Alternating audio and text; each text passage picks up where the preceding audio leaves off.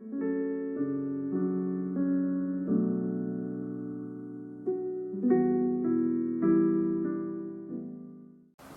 안녕하세요. 지난 시간 우리는 이스라엘 백성들이 하나님이 명하신 유월절 의식을 행하면서 이제 출애굽하여 시내산에 이르는 과정을 쭉 살펴보았습니다. 하나님은 시내산에 도착한 이스라엘 백성들에게 한 언약을 제안하십니다. 그 언약의 내용은 이스라엘이 하나님의 백성으로서 하나님의 사랑 안에 거하면서 하나님의 계명을 지키면 하나님은 그들을 천대까지 돌보시겠다는 거예요. 여기서 천대까지 돌보신다는 것은 이 천이라는 것은 그 이스라엘 백성들에겐 영원이라는 의미를 가진 숫자예요. 그러니까 영원히 돌보겠다는 거예요. 그러니까 완전한 구원을 약속하시는 거죠. 그러나 이스라엘이 이 계명을 지키지 못하면 언약은 파기되고 이스라엘은 징벌을 받게 돼요. 이스라엘은 이 하나님의 제안을 받아들여 하나님과 언약을 맺고 이제 하나님의 통치와 돌봄 아래 사는 하나님의 백성이 됩니다. 언약이 체결되자 하나님은 이스라엘에게 한 설계도를 주시면서 텐트 제작을 명하셨어요. 이게 하나님이 이제 거하시는 이 텐트니까 성막이라고 보통 부르죠. 하나님께서 지시하신 이 성막 설계도에 대한 내용은 출애굽기 26장부터 31장까지 아주 소상하게 소개되어 있어요. 그리고 출애굽기 35장부터 40장에는 이스라엘 백성들이 설계도에 따라 텐트를 제작하는 과정을 다루는데 여기서 다시 한번 이 텐트 설계도 내용이 반복적으로 소개되거든요. 출애굽기는 총 40장으로 구성되어 있는데 그 중에 4분의 1 이상에 해당하는 이 11장이 40장 중에 이 11장이 다 이 텐트 설계도에 대한 내용을 다루고 있어요. 출애굽기 저자가 책의 4분의 1 이상의 지면을 할애하면서 이 성막 설계도를 이렇게 반복적으로 소상히 소개하는 이유는 무엇일까요? 이는 하나님께서 이 성막 설계도를 통해 언약 백성 이스라엘 백성들이 반드시 알아야 할 어떤 진리의 신앙을 말씀하시고 있기 때문이에요. 하나님은 이스라엘과 언약을 맺고 그들이 지향해야 할, 추구해야 할 그런 진리의 신앙을 말씀으로 설명하신 게 아니고요. 성막을 통해서 가르치고 전하셨던 거예요. 그래서 오늘 여러분과 함께 저는 하나님께서 성막을 통해 자기 백성들에게 전하시고자 했던 그 진리의 신앙이 무엇인지 같이 묵상하면서 이 하나님의 은혜를 나누고자 합니다. 성막은 크게 외전과 내전으로 구성되어 있어요. 성막 평면도를 한번 같이 볼까요? 평면도에서 보듯이 성막이 내전과 외전으로 되어 있죠. 그런데 하나님께서 성막의 내전을 통해 강조하는 신앙과 외전을 통해서 강조하는 신앙이 좀 달라요. 우리가 성막을 통해서 하나님께서 자기 백성에게 전하고자 하는 이 진리의 신앙을 올바로 이해하려면 또 순차적으로 먼저 성막의 내전을 통해서 강조하시는 신앙을 보고 이어서 성막의 외전을 통해서 강조하는 신앙을 차례로 볼 필요가 있어요.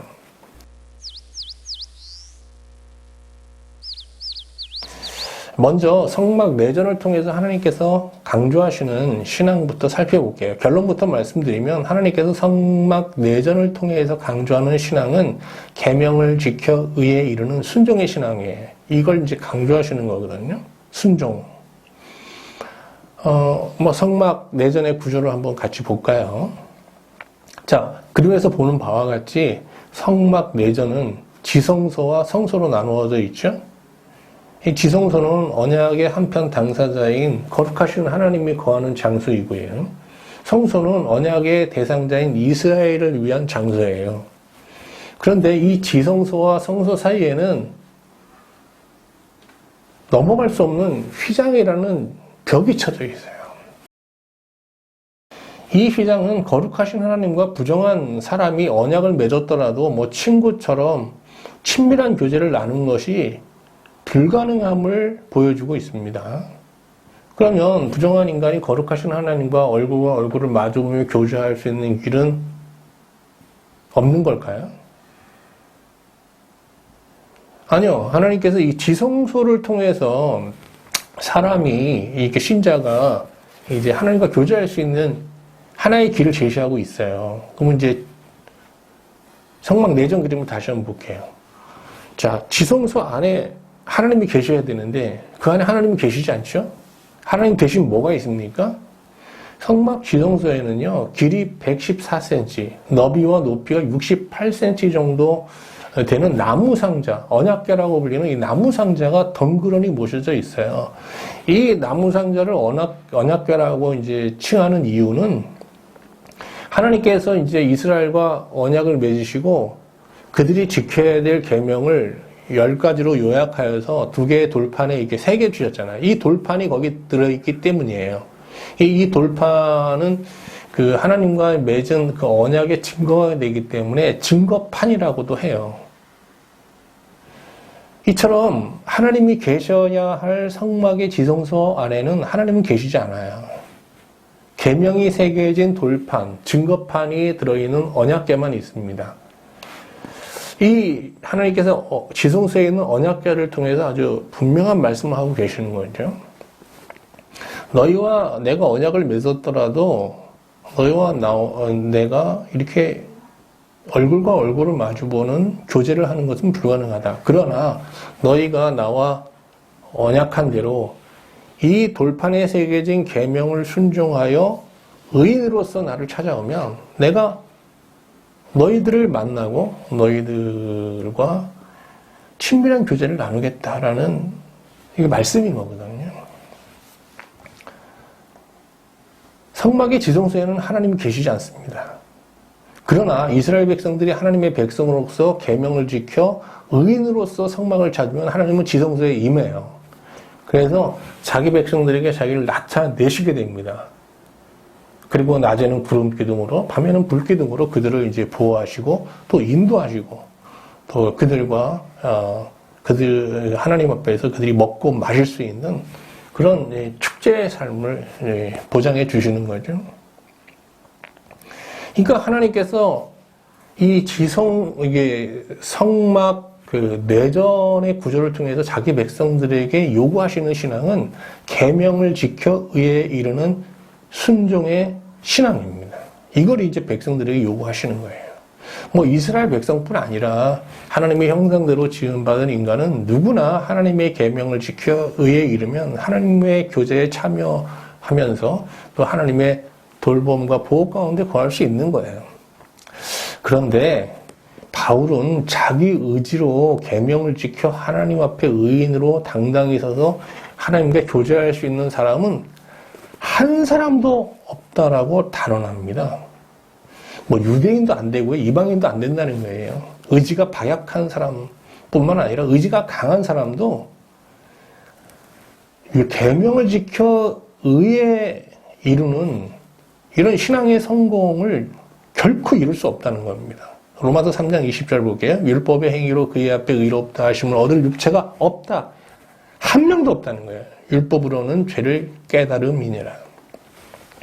바울은 율법을 지켜 하나님의 의에 이르려는 거룩한 열망을 품고 젊은 날 바리새인이 되었어요. 많은 것들을 포기하고 이제 바리새인이 된 거거든요. 그는 이 거룩한 열망을 품고 바리새인으로서 누구보다 열정적으로 율법을 배웠고 또 연구했으며 이를 삶 속에서 실천하는 정말 지독한 경건의 삶을 추구했어요. 그래서 그는 뭐 빌립보서에서 그러잖아요. 나는 바리새인 중 바리새인이었다라고. 그러나 그는 계명을 지켜 의에 이루려는 이 거룩한 열망을 이루는데 실패하게 됩니다. 그는 자신이 바리새인으로서 실패한 이유를 이렇게 말해요. 자기 의지가 박약했기 때문입니다. 그렇게 얘기하지 않아요.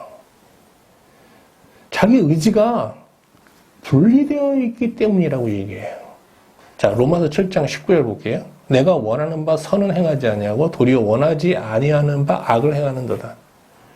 바울은 계명을 지켜 의에 이르려는 과정에서 자신의 의지가 선한 의지와 악한 의지로 분리되어 있음을 깨닫게 된 거예요.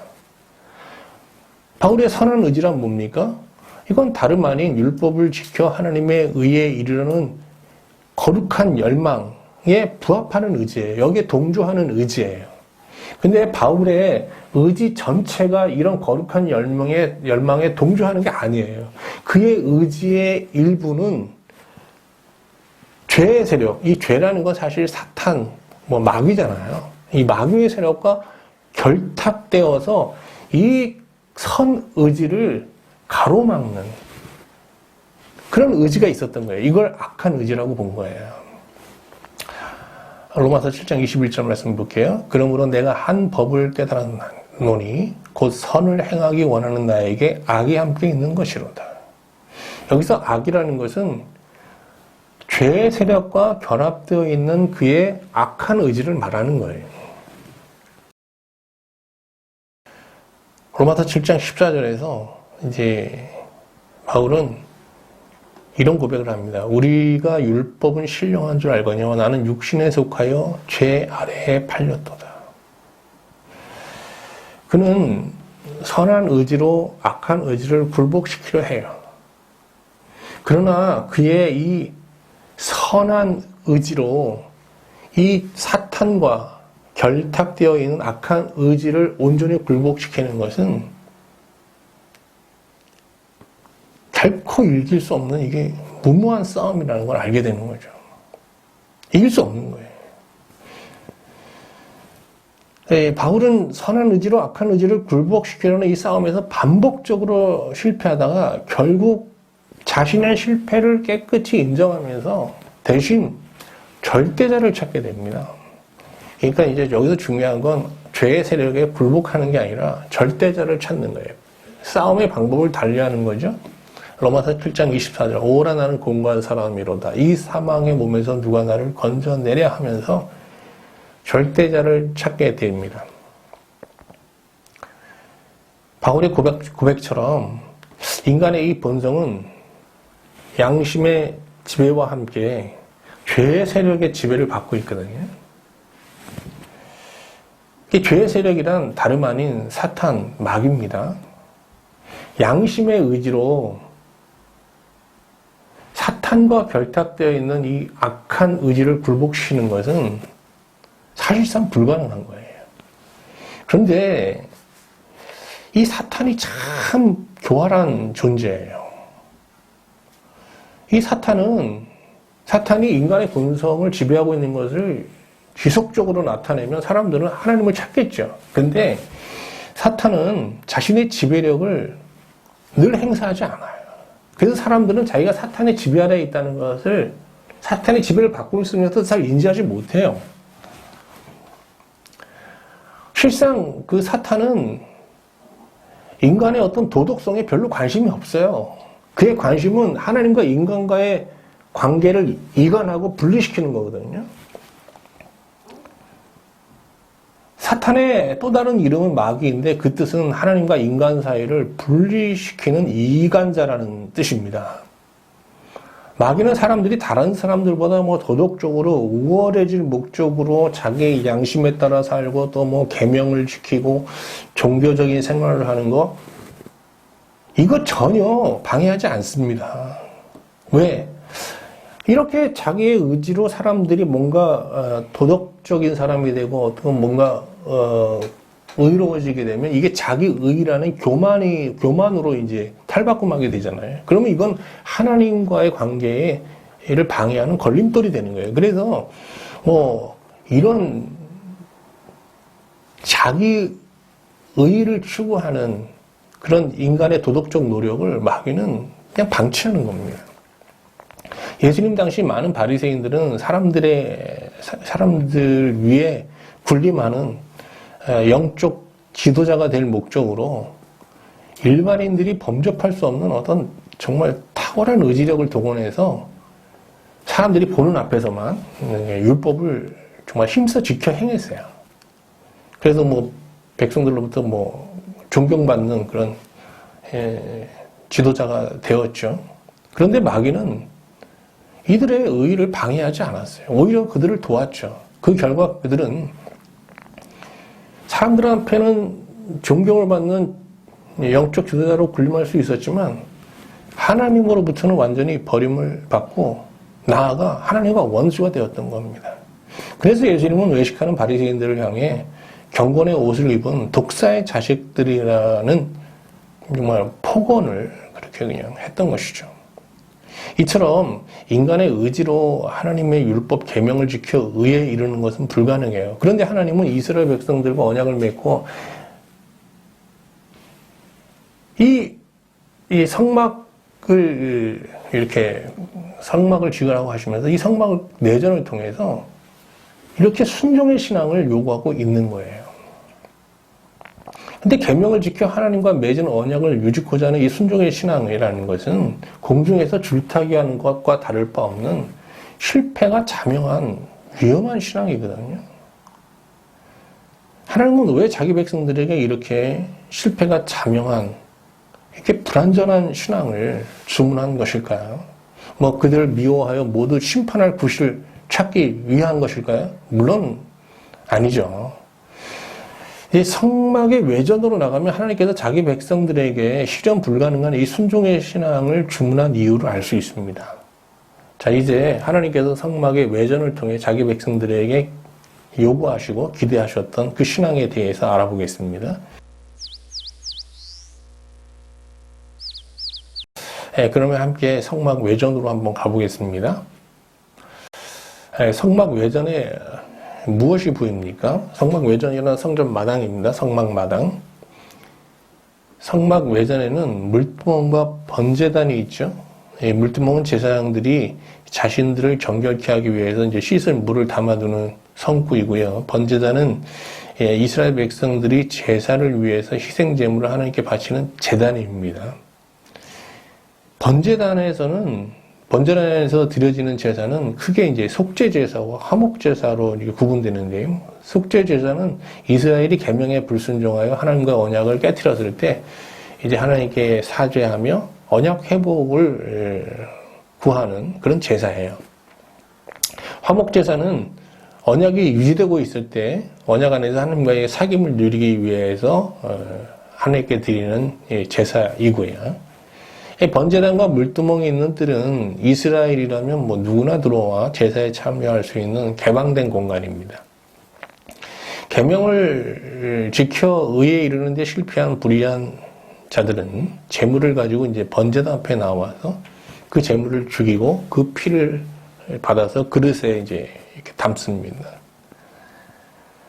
제물에 그리고 껍질을 벗기면서 내장을 드러내서 이제 다 각을 뜨게 되죠. 이때 제사 드리는 자는 자신의 죄를 자백하며 용서와 함께 언약 회복을 하나님 앞에 간절히 구하게 됩니다. 속죄 제사가 끝나면 제사장은 죄사함과 함께 하나님과 그의 언약 관계가 다시 회복되었음을 선포하게 되고요. 불의한 신자가 번제단 앞에 가지고 나온 제물은 그의 부정한 본성을 이제 상징합니다. 신자는 제물을 죽여 각을 뜨면서 자신의 부정한 본성을 깊이 성찰하게 됩니다. 이때 그는 율법을 지키지 못한 행위의 죄와 함께 자기 자신이 율법을 지켜 의에 이룰 수 없는 죄인임을 고백하게 되죠. 만약 제사자가 이런 고백 없이 제물을 드리게 되면 이는 하나님과 상관없는 헛된 제물이 되고 맙니다. 이사야 선지자는 하나님께서는 자기 성찰이 부재한 제사는 제사를 가증히 여기시며 역겨워하신다라고 경고하고 있습니다. 너희가 내 앞에 보이러 오니 이것을 누가 너희에게 요구하였느냐? 내 마당만 밟을 뿐이니라. 헛된 제물을 다시 가져오지 말라. 분향은 내가 가증히 여기는 바요 월삭과 안식일과 대회로 모이는 것도 그러하니 성애와 아울러 악을 행하는 것을 내가 견디지 못하겠노라. 그런데 신자가 자신이 죄인임을 고백하며 이제 제물을 준비하면 제사장이 와서 그가 받은 피를 제단에 바르고 그로부터 그 제물을 받아서 번제단에 올려놓고 이를 불러 태워 이제 제물을 하나님께 드리지 않습니까? 이때 신자는 마귀의 지배 아래에 있는 자기의 본성을 정말 불살라 없애주시고 자신에게 새 본성을 덧입혀 주시기를 간구하게 됩니다. 제물이 다 타서 제가 되면 제사장은 이제 불의한 제사자에게 죄사함과 함께 이제 언약 회복을 선포하고요. 그러면 신자는 성막 안에서 자유롭게 하나님 앞에서 먹고 마시면서 이제 교제하게 됩니다. 신자는 이 신령한 교제를 통해서 세상에서 받은 상처를 치유받고 하나님의 보호와 돌봄 가운데 어떤 역경도 이길 수 있다는 어떤 확신과 희망을 가지고 이제 세상을 향해 나가게 되는 거고요. 지금까지 하나님께서 이렇게 성막 외전을 통해서 자기 백성에게 요구하시는 신앙에 대해서 살펴보았어요. 하나님께서 성막 외전을 통해서 자기 백성에게 요구하는 신앙이 무엇입니까? 제사의 신앙이죠. 이 제사의 신앙은 신학적 용어로 표현하면 뭘까요? 믿음의 신앙이에요. 이처럼 하나님은 성막 내전을 통해서 자기 백성들에게 순종의 신앙을 요구하시며 더불어 성막 외전을 통해서 믿음의 신앙을 촉구하고 계시는 거예요. 그러니까 하나님께서 성막 전체를 통해서 자기 백성들에게 기대하시고 요구하시는 진리의 신앙은 순종의 의를 목표로 하는 믿음의 신앙인 거예요. 다시 한번 말씀드릴게요. 하나님께서 성막을 통해서 자기 백성들에게 촉구하시고 요구하시는 신앙이 뭐예요? 순종의 의를 목표로 하는 믿음의 신앙입니다.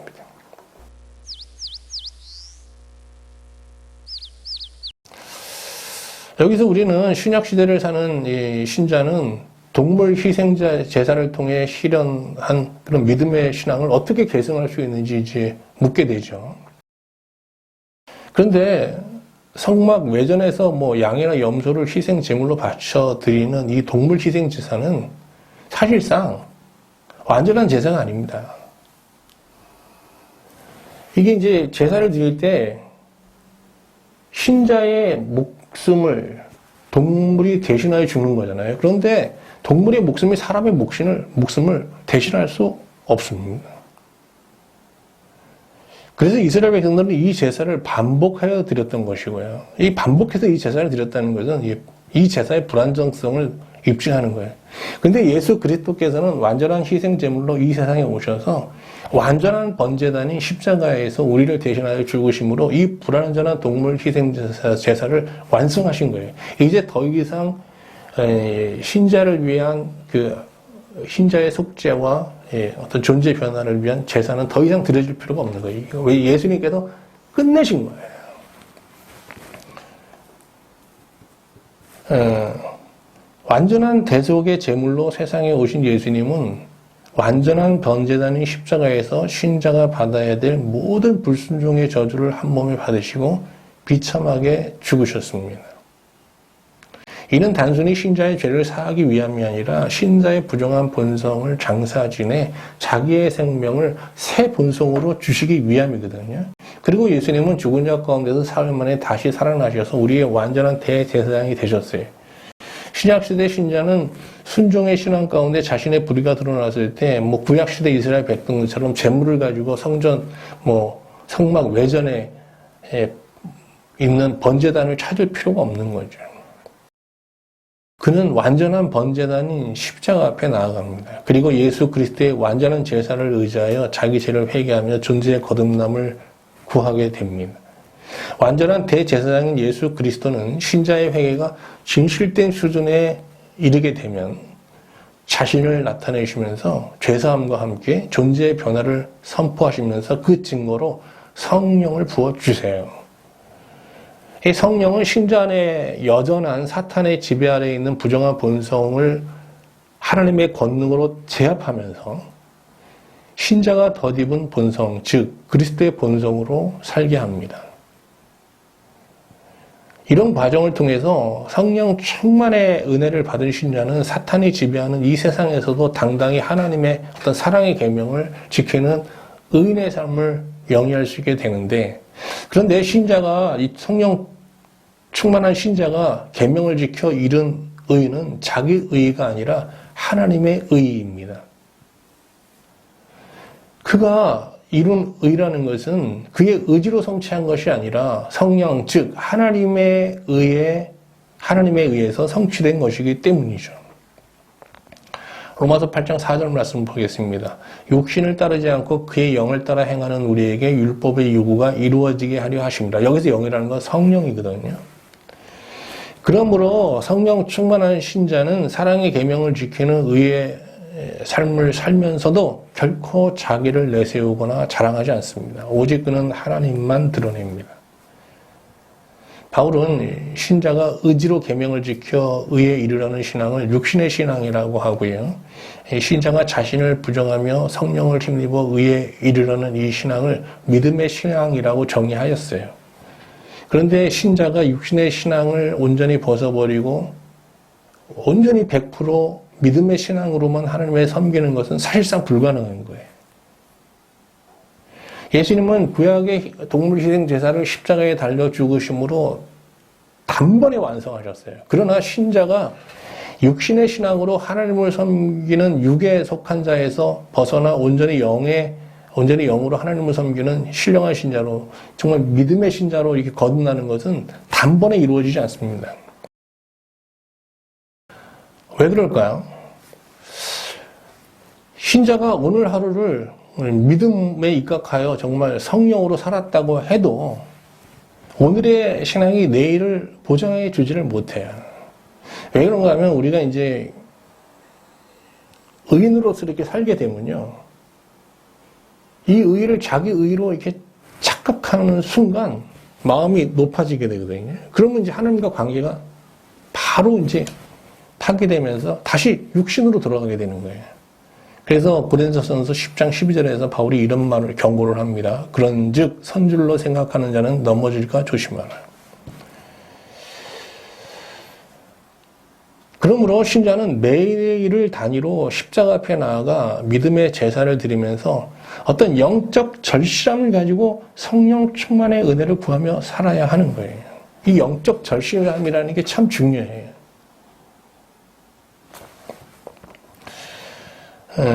아무쪼록 여러분 이 성막의 이 설계도가 나와 있는 출애굽기에 나와 있는 내용들을 여러분 개인적으로 다시 한번 깊이 묵상하시면서 특히 이 번제단에서 이스라엘 백성들이 희생 제사를 드리는 이 과정을 깊이 묵상하시면서 여러분 하나님께서 성막을 통해서 우리에게 요구하시는 믿음의 신앙이 무엇인지 보다 깊이 묵상할 수 있기를 바랍니다. 오늘로 하나님의 구속사 시리즈를 잠시 중단하고 다음 시간부터는 로마서를 묵상하도록 하겠습니다. 여러분이 이제 로마서를 바울이 쓴 정말 목적과 의도대로 읽고 묵상할 수 있도록 잘 섬겨보도록 하겠습니다. 깊이 있는 로마서 묵상을 위해서 여러분 기도해 주시기 바랍니다. 예, 감사합니다.